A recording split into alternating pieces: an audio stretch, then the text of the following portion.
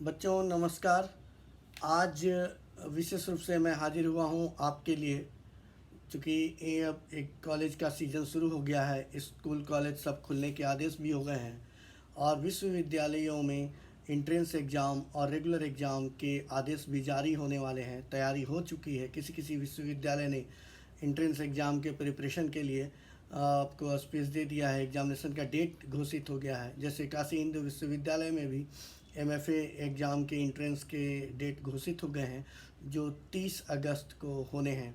तो उस संदर्भ में मैं आपके समक्ष में कुछ एक प्रश्न और कुछ एक टिप्स लेकर हाजिर हुआ हूँ आज, जो बताऊँगा आपको कि एमएफए एंट्रेंस में किस प्रकार के क्वेश्चंस को विशेष रूप से कैरी करें, कैसे आप एग्ज़ाम दे सकते हैं, किस प्रकार से एग्ज़ाम देने से आप में क्वालिफाई करने की पॉसिबिलिटीज़ बढ़ जाती है, यह मैं आपको बता रहा हूँ।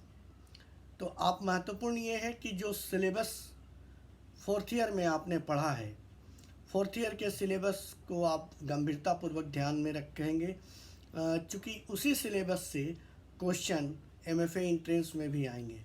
वो पेंटिंग के छात्र हों तो पेंटिंग के ऊपर कॉन्सेंट्रेट होकर के पढ़ें, क्योंकि मोस्ट ऑफ द क्वेश्चंस जो हैं वो पेंटिंग के history of art and aesthetic theory से रिलेटेड आएंगे।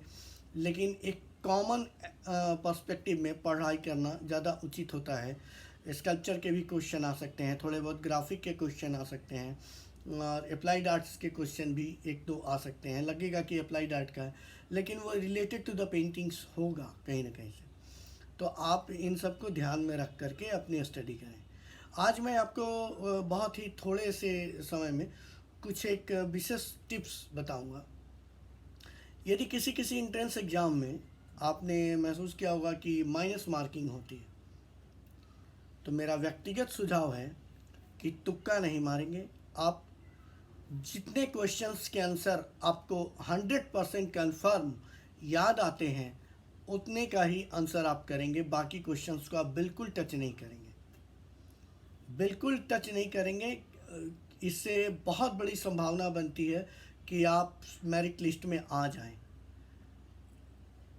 सपोज कीजिए किसी विद्यार्थी ने 20 क्वेश्चन मात्र वो जानते हैं कि 100% सही है, अब 20 क्वेश्चन उन्होंने कंफर्म किया, लेकिन किसी ने 35 से 40 क्वेश्चन किए, 50 क्वेश्चन किए और उसमें 15 क्वेश्चन ही कंफर्म है, बाकी सब तुक्का पे हैं, तो वो 15 क्वेश्चन के आंसर भी माइनस में चले जाएंगे।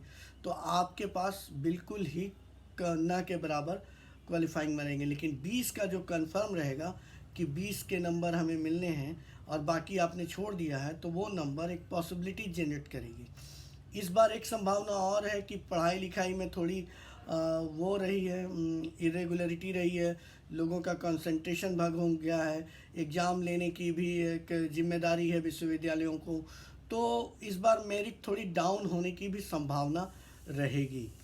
अब आप कुछ एक क्वेश्चंस मैं आपको बता रहा हूँ जो वो एमएफए में भी एंट्रेंस में काम आते हैं, जो कैसे फोर्थ ईयर से हैं। थोड़ा सा पैटर्न उसका सरल लगता है, लेकिन कभी कभी वो आपको दिमाग में जोर डालने के लिए विवश करते हैं कि यदि आप डिटेल में नहीं पढ़े हैं, रट्टू तोता की तरह जो आर्टिस्ट यदि सिलेबस में हैं 10 आर्टिस्ट, आपने 10 ही आर्टिस्ट पढ़ा है, तो ये पॉसिबिलिटीज़ बनती है कि आपको दिक्कत का सामना करना पड़ सकता है। लेकिन यदि आपने समझने के दृष्टिकोण से पूरे सिलेबस पैटर्न को ध्यान में रख करके यदि आधुनिक कला को पढ़ा है, भारत की आधुनिक कला, तो आधुनिक कला के अंतर्गत में जितने भी आर्टिस्ट आते हैं, चाहे वो बंगाली स्कूल के हों या फिर मुंबई के हों, प्रोग्रेसिव ग्रुप हों, या जितने भी कलाकार समूह यहाँ पे बने उनके बारे में हों, या स्कूल खुले, जो आर्ट कॉलेजेस खुले उससे कौन कौन आर्टिस्ट, इन सब के विषय में आपको पढ़ाई करनी चाहिए। अब मैं प्रिमिटिव आर्ट से लेकर के कुछ एक क्वेश्चन शेयर कर रहा हूँ, जो किस प्रकार के क्वेश्चन आते हैं, आए थे पिछले दिनों। मास्टर एमएफए में भी पूछे गए, बीएफए के एग्ज़ाम में भी पूछे गए।